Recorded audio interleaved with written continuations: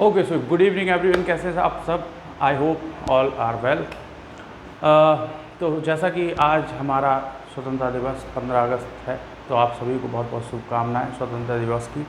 ऐसे ही उन्मुक्त विचारों के बने रहें और पढ़ते रहें, सीखते रहें और देश का नाम रोशन करते रहें। धन्यवाद। चलिए, तो आज शुरू करते हैं हम फ्यूचर कॉन्टिन्यूअस टेंस। आज फ्यूचर पूरा खत्म कर देंगे अपन, ठीक है। फ्यूचर खत्म करने के बाद फिर अपन present perfect and perfect continuous and past perfect and past perfect continuous में चलेंगे। क्लियर? तो ऐसे रूटीन बाई रूटीन अपना पूरा क्लियर हो जाएगी चीज़ें। चलिए, तो देखिए फ्यूचर कॉन्टिन्यूअस टेंस होता क्या है। सबसे पहली चीज़ तो फ्यूचर कॉन्टिन्यूअस टेंस क्या होता है, इस चीज़ को समझने के लिए देखिएगा, ये हमने बनाया अपना एक इंडिकेशन चार्ट। ये हमारा प्रेजेंट पॉइंट है, ये हमारा फ्यूचर है। आपको बात समझना है कि फ्यूचर में मतलब प्रेजेंट के आगे, प्रेजेंट से आगे की सोचते हैं फ्यूचर आता है, तो प्रेजेंट से आगे किसी पॉइंट पर कोई काम चल रहा होगा, ऐसा अजम्पशन, अज्यूम करना है ना, इसी को बोलते हैं हम फ्यूचर कॉन्टिन्यूअस टेंस। कोई किसी निश्चित समय के लिए कोई चीज़ चल रही होगी, ऐसा हमें बताना है।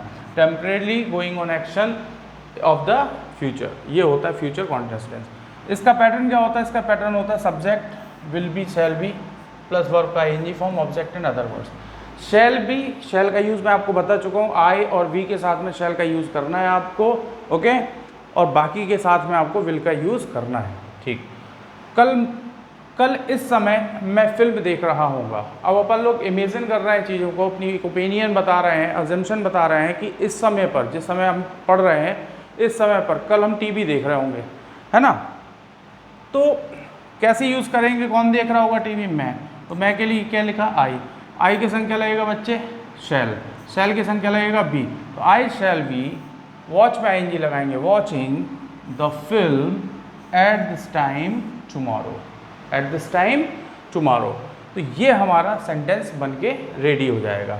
इसका नेगेटिव देख लीजिए, नेगेटिव कैसे बनेगा? I shall not be watching the film at this time tomorrow. ये नेगेटिव बन गया कि मैं कल इस समय फिल्म नहीं देख रहा हूँगा। अब मैं इसको इंटरोगेटिव बनाऊंगा, तो इंटरोगेटिव के लिए आपको बताया था कि शैल को आई की जगह और आई को शैल की जगह कर दो। तो इधर पर हमने कहा shall I we watching the film at this time tomorrow. ये हमारा यस नो क्वेश्चन बन गया, इंटरोगेटिव, ठीक है। जब हेल्पिंग वर्ब सब्जेक्ट से पहले होती है तो वो इंटरोगेटिव फ्रेमिंग होती है ना सेंटेंस की, ओके। और इसका मीनिंग क्या निकलेगा? क्या में, ऐसा, ठीक है।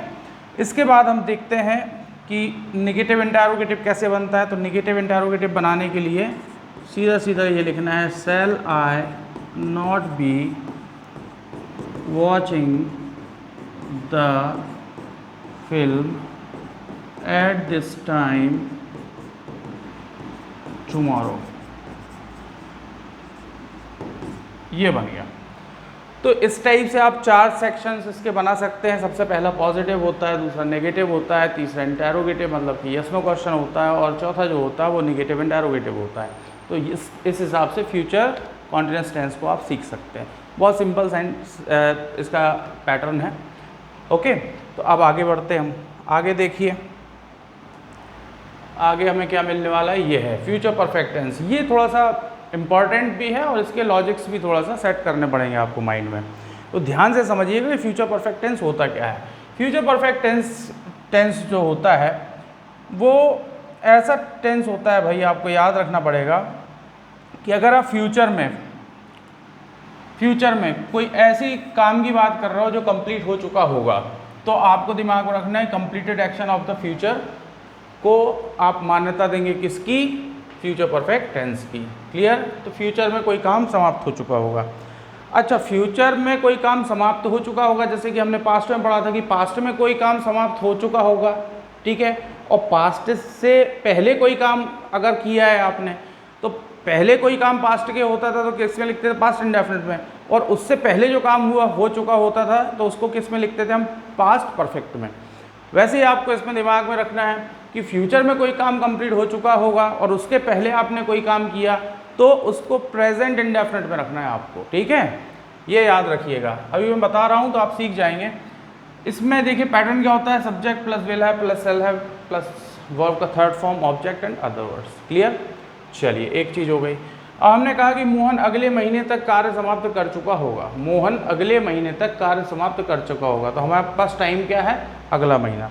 तो हमेशा याद रखिए कि जब भी आप फ्यूचर परफेक्ट की बात करेंगे तो फ्यूचर परफेक्ट में अगर कोई टाइम आ रहा है, ठीक है, तो उसके पहले आपको याद रखना है बाई का यूज़ करना है, क्योंकि वो डेडलाइन शो करेगा। क्या शो करेगा?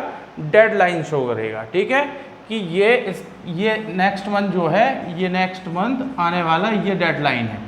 ओके, तो इस पॉइंट को दिमाग में रखना है। मोहन अगले महीने तक कार्य समाप्त कर चुका होगा, तो कौन कर चुका होगा? मोहन, ठीक है ना। फ्यूचर में कर चुका होगा तो हमने लगा दिया विल हैव। विल हैव के बाद हमारा लगेगा वर्ब का थर्ड फॉर्म, तो कंप्लीटेड है ना, उसका खुद का काम है हिज वर्क।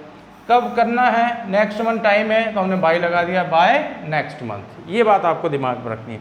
तुम्हारे आने से पहले मैं अपना कार्य समाप्त कर चुका होऊंगा। अब देखिए यहाँ पर टाइम जो हमने बना रखा है वो बना रखा है एक क्लॉज को, तुम्हारे आने से पहले, ठीक है, मतलब मैं अपना कार्य समाप्त कर चुका होऊंगा। कब?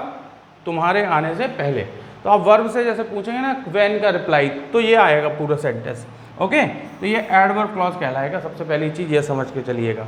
ओके, तो हमें कैसे बनाना है इसको? तो हमने कहा भी ये कौन कर चुका होगा, तो आई। इसके बाद क्या लगाएंगे? Shall have completed. अब आई ने अपना काम किया तो क्या बोलेंगे? माई वर्क, ठीक है। पहले के लिए क्या लगाएंगे? Conjunction before. तुम आ चुके होगे तो मैंने बताया कि इसमें अगर बिफोर आफ्टर वाले अगर सेंटेंस पैटर्न्स आते हैं, कोई काम किसी चीज़ से पहले हुआ हो है, तो आपको याद रखना है, इनको रखना है प्रेजेंट इंडेफिनिट में। तो यू प्लस वर्ब का फर्स्ट फॉर्म, यू कम। तो सेंटेंस क्या बना हमारा? I shall have completed my work before you come. तो ये चीज़ आपको दिमाग में रखनी है कि जो बाई प्रेपोजिशन का यूज़ अब टाइम के लिए होता है, ठीक है ना, तो ये क्या बताता है कि इस समय तक ऐसा हो चुका होगा। तो ये चीज़ आपको माइंड में रखनी है। तो मतलब डेडलाइन जो बताने का काम करता है ना, डेडलाइन जो बताता है वो क्या, कौन बताता है? वो बाई बताता है, ठीक है। ये बात आपको माइंड में रखनी है। और भी कोई क्वेश्चन हो तो आप पूछ सकते हैं। क्लियर? चलिए आगे बढ़ते हैं। आगे हमारे पास फ्यूचर में तीसरा पैटर्न आता है, फ्यूचर परफेक्ट कॉन्टिन्यूअस टेंस, जो कि बड़े रहस्यों से भरा हुआ है। अब आप कहेंगे कि what kind of mysteries are there? तो ऐसी मिस्ट्रीज़ हैं कि जो जनरली आपको बताया नहीं जाता है, लेकिन मैं फिर भी आपको क्लियर कर रहा हूँ, इन चीज़ों को समझिएगा। और जब आप सीख जाएं तो आप अपने छोटे भाइयों को भी यही चीज़ सिखाएं जिससे वो गलती ना करें। सबसे पहली चीज़ है कि फ्यूचर परफेक्ट कॉन्टिन्यूअस टेंस से आप समझ रहे होंगे कि इसमें ड्यूरेशन या पॉइंट की डिस्कशन होगी, बिल्कुल होगी, श्योरिटी से होगी। तो आइडेंटिटी इसकी है future actions going on from some point और duration of time in future. Future में किसी पॉइंट, किसी टाइम के पॉइंट या किसी ड्यूरेशन को लेकर के हम चर्चा करते हैं किसी एक्शन की, ठीक है। मैंने कहा कि रामू सुबह से गाने गा रहा होगा, रामू सुबह से गाने गा रहा होगा। अब होता क्या है कि आप लोग प्रेजेंट और पास्ट, जो प्रेजेंट और पास्ट होता है वो डेफिनेट टाइमिंग होती है भैया। कैसी डेफिनेट टाइमिंग होती है कि पास्ट में आपने जो काम किया किसी दूसरे व्यक्ति ने किया, तो आपको याद रखना पड़ता है कि पास्ट में जो काम हुआ तो वो उसका एक सर्टेन टाइमिंग रही होगी, है ना। अच्छा, आप प्रेजेंट में कोई काम करते हो तो उसकी सर्टेन टाइमिंग होती है कि मैंने 2 बजे से ये काम किया, 4 बजे से ये काम किया। लेकिन जो फ्यूचर होता है, फ्यूचर हमारा अजम्पशन होता है, अज्यूम करते हैं हम इसको, ठीक है, हमारी खुद की एक ओपिनियन होती है, मान लीजिए। तो आपको याद रखना है कि फ्यूचर में कोई काम होगा, है ना, तो ये चीज़ आप परफेक्टली नहीं बता सकते हैं, एकदम क्लियर कट नहीं हो सकता, मतलब ये इसको प्रेडिक्शन ही कहा जाएगा, भविष्यवाणी।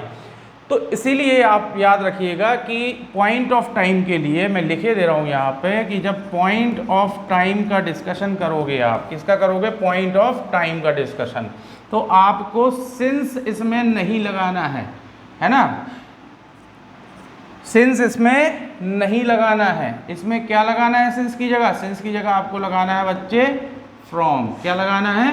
फ्रॉम। अगर डेडलाइन आ जाती है, जैसा कि मैं इसके पहले ही बता चुका हूं, तो आपको डेडलाइन को बताने के लिए फ्यूचर में बाय का प्रयोग करना है। किसका प्रयोग करना है? बाय का। अब कहेंगे सर ड्यूरेशन के लिए क्या करें, तो ड्यूरेशन के लिए बिल्कुल सिंपल सी चीज़ है, जो फॉर यूज़ होता है वही यूज़ होगा। ओके, तो पॉइंट ऑफ टाइम के लिए सिंस की जगह फ्रॉम का यूज़ करेंगे, इस टेंस में डेडलाइन को बताने के लिए बाई का प्रयोग करेंगे और ड्यूरेशन को बताने के लिए फॉर का यूज़ करेंगे। 2 सेंटेंस में आपको सब समझ में आने वाला है, थोड़ा सा ध्यान से देखिएगा। रामू सुबह से गाने गा रहा होगा, ठीक है, मतलब फ्यूचर में कोई सुबह है, उस सुबह से वो गाने गा रहा होगा। अज्यूम कर रहे हैं हम लोग, ऐसा हो नहीं रहा है। रामू सबसे पहले कौन आया, सब्जेक्ट है रामू। रामू के बाद हमें दिमाग में रखना है कि विल हैव बीन, हमने इसमें हेल्पिंग वर्ब रख दी। Will have been helping verb रखने के बाद हमें वर्ब का आईएनजी फॉर्म रखना है, तो हमने रख दिया सिंगिंग। गाने गा रहा है तो क्या लिख देंगे, सॉन्ग्स। कब से गा रहा है, फ्रॉम मॉर्निंग, क्योंकि मॉर्निंग हो गया, इवनिंग हो गया, यस्टरडे हो गया, है ना, कोई तारीख होगी, कोई दिन हो गया, दिन का नाम हो गया, कोई महीने का नाम हो गया, ये सब सिंस में आते थे, तो अब ये यहाँ पे फ्रॉम में पहुँच जाएंगे। पॉइंट ऑफ टाइम होते हैं भैया। इस महीने के अंत में मुझे यहाँ पढ़ाते हुए 5 साल हो चुके होंगे। अब देखिए कितना प्यारा सेंटेंस लिखा है। तो हमने कहा कि इस महीने के अंत में, इस महीने के अंत में मतलब क्या हो गया, इस महीने के अंत में मतलब कि ये महीने का अंत है, और इस महीने के अंत में मतलब ये हो गया हमारा बाई वाला सेक्शन, जिसको हम बोलते हैं डेडलाइन। तो डेडलाइन के साथ में हमने क्या लगा दिया, by the end of this month. ये देखिए लगा दिया ना हमने। तो आपको दिमाग में रखना है कि जब भी डेडलाइन की कहीं पर टाइम के साथ में चर्चा होती है तो आप बाई लगाएगा, तो by the end of this month. अब कौन कर रहा है, मैं, ठीक है ना। तो I shall have been teaching here, ठीक है ना, हेयर और लिख लीजिएगा, हेयर फॉर 5 ईयर्स। तो देखिए ये ड्यूरेशन है, 5 ईयर्स क्या होती है, ड्यूरेशन होती है, तो इसके साथ में हमने फॉर लगा दिया।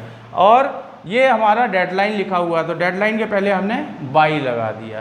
तो ये ऐसे यूज़ करना है, इसमें सिंस लगाने की गलती ना करें बच्चों, है ना। सिंस लगाएंगे आप तो सब गड़बड़ हो जाएगा भैया।